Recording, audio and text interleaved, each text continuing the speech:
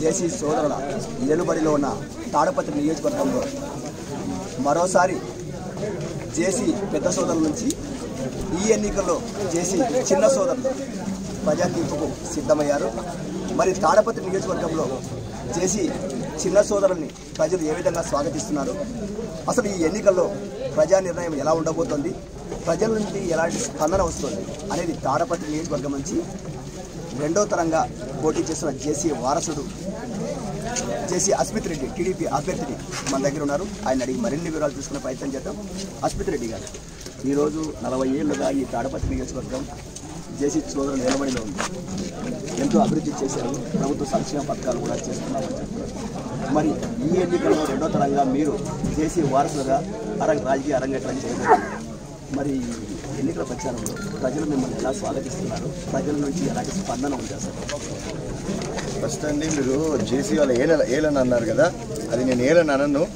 ప్రజలు కోరుకున్నారు కాబట్టి వాళ్ళు 40 ఏళ్ళ నుంచి మాకు ఈ పదవి ఇస్తా వచ్చినారు. రెండోది వచ్చేసి ప్రజల స్పందన ఈసారి నేను ఎప్పుడు చూడనట్లుంది. ఇంతవరకు నేను ఎప్పుడు చూడలే.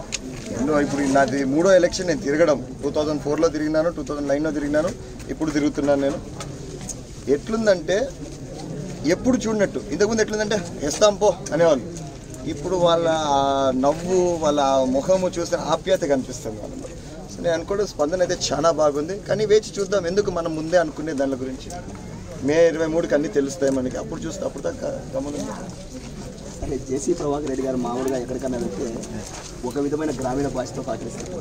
మరి జేసీ అస్మిత్ రెడ్డి ఈరోజు ప్రజలు ఆకట్టుకోవడానికి ఎలాంటి వినూత్న శైలిలో పలకరిస్తున్నారు? వాళ్ళు ఏమ్మా అంతా బాగున్నారా, ఏం చేస్తున్నారు, ఆరోగ్యం ఎలా ఉంది అన్నప్పుడు ప్రజలు ఎలా చేస్తున్నారు?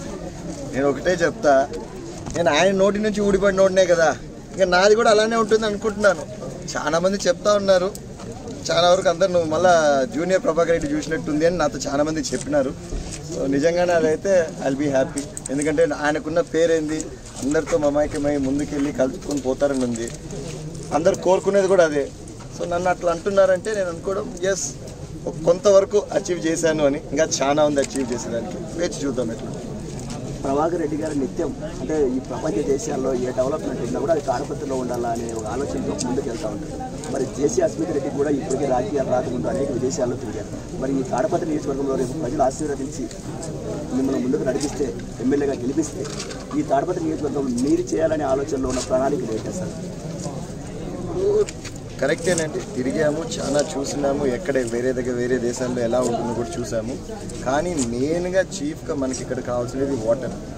మాకు నాన్నగారు కానీ పెద్దనాన్నగారు కానీ దాదాపు 10 ఏళ్ళ నుంచి పోరాడుతూ వస్తున్నారు కాబట్టి అంతో ఎంతో నీళ్ళు ఇస్తూ రాగలిగినాము.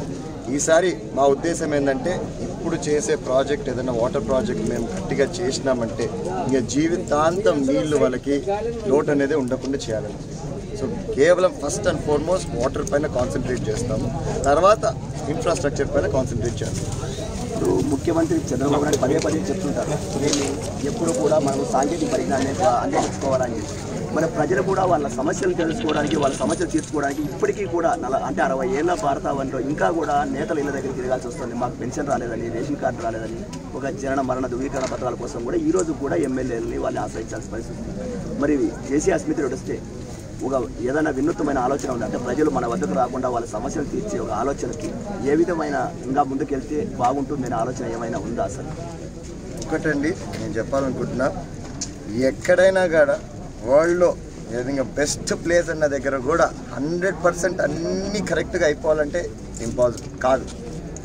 ఎక్కడో ఒకటో రెండు ప్రాబ్లమ్స్ ఉంటాయి, ఒకరికో ఏదో ఒకటి ప్రాబ్లం ఉంటుంది. వాళ్ళ సొంత విధంగా వాళ్ళ సైడ్ నుంచి ప్రాబ్లం ఉండిండొచ్చు, లేదా మా సైడ్ నుంచి అయినా ప్రాబ్లం ఉండిండొచ్చు.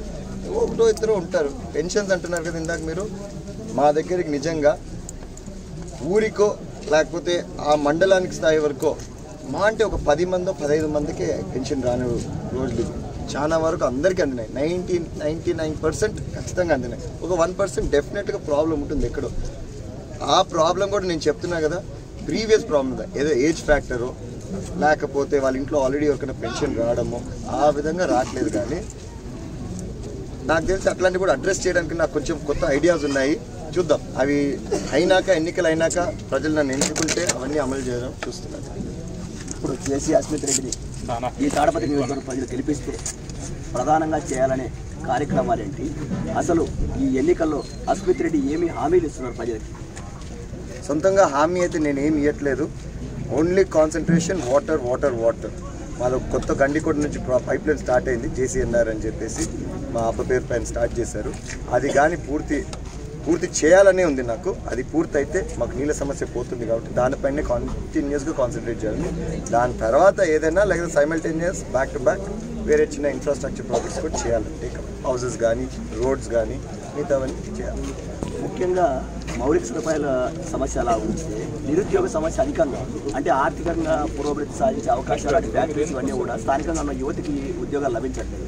మరి ఈ నిరుద్యోగ సమస్యను రూపుమాపడానికి కానీ లేదంటే దాన్ని తీర్చడానికి కానీ ఎలాంటి ఆలోచన ఉన్నాయి? ఇప్పుడు నిరుద్యోగ సమస్య అంటే నేను ఒకటి చెప్తానండి, ఇప్పుడు మన ప్రజలకు ఇష్టపడతారు లేదు నేను చెప్తే అవంతా. కానీ ఇప్పుడు నిజంగా చెప్పు, నేను ఒక ఇంజనీరే, నాకేమన్నా వచ్చా?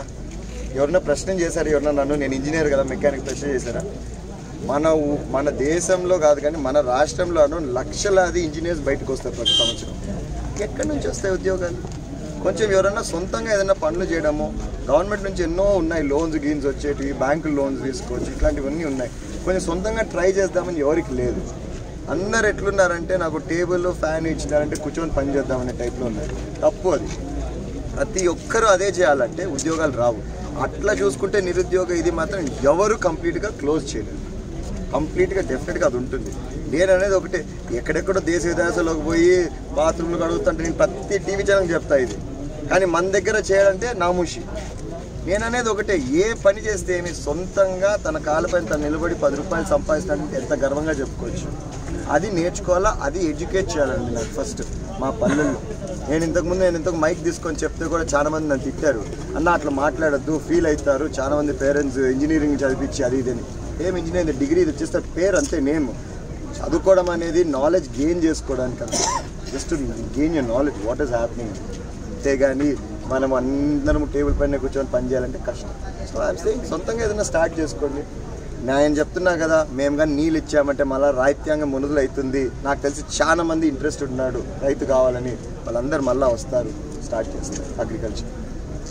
ఇది పరిస్థితి. కాబట్టి ఎవరికి వారు సాంకేతిక పరిజ్ఞానం అందిపుచ్చుకోవడంతో పాటు విజ్ఞానం పెంపొందించుకోవడమే కాదు, మనము వ్యక్తిగతంగా మన పనులు మనం చేసుకొని మన ఉపాధి పొందే విధంగా ఈ తాడపత్రి నియోజకవర్గంలో ముఖ్యంగా సాగునీటి ప్రాజెక్టులు మాత్రమే మా దృష్టి. ఆ సాగునీరు తెప్పించడం వల్ల ఈ ప్రాంత రైతాంగాన్ని మరి తిరిగి రైతాంగం వైపు, వ్యవసాయ రంగం వైపు యువత వెళ్ళేలా చేయాలనే ఆలోచన ఉంది. అంతేకాక ప్రజలు ఆశీర్వదించి నాకు అవకాశం ఇస్తే అనేక ఆలోచనలు నా ముందున్నాయి. మిగిలిన అంటే దేశంలో అనేక సాంకేతిక పరిజ్ఞానాలను ఉపయోగించి ఏవైతే చేయాలో అవన్నీ కూడా ఈ ప్రాంతంలో చేసి ఒక ఆదర్శవంతమైన ప్రాంతంగా ఈ తాడపత్రి నియోజకవర్గాన్ని తీర్చిదిద్దాలనే ఆలోచన నా ముందని చెప్పి టీడీపీ అభ్యర్థి చేసి అస్మిత్ రెడ్డి మనతో చెప్తున్నారు. కెమెరా పర్సన్ శ్రీధర్తో రవిచంద్ర, AP 24/7 తాడపత్రి నుంచి.